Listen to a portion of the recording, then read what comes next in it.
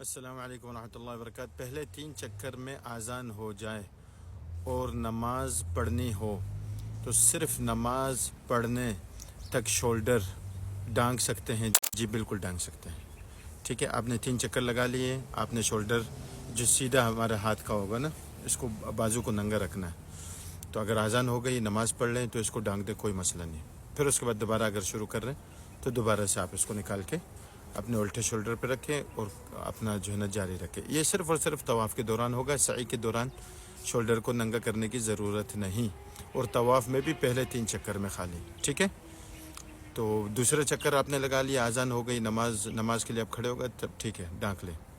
نماز کے بعد 1 چکر رہتا ہے، مطلب تیسرا چکر، 2 چکر ہو گئے، نماز کے بعد آپ کو تیسرا لگانا ہے، تو ٹھیک ہے آپ اس کو ننگا کر کے سیدھے شولڈر کو پھر آپ شروع کر دیں۔ 3 ہو جائیں گے، پھر آپ اس کو ڈانگ سکتے ہیں، آپ کی مرضی نہ ڈانگ کے، لیکن شروع کے جو 3 چکر ہیں اس میں ہی خالی آپ کو ننگا کرنا ہے شولڈر سیدھے ہاتھ کا۔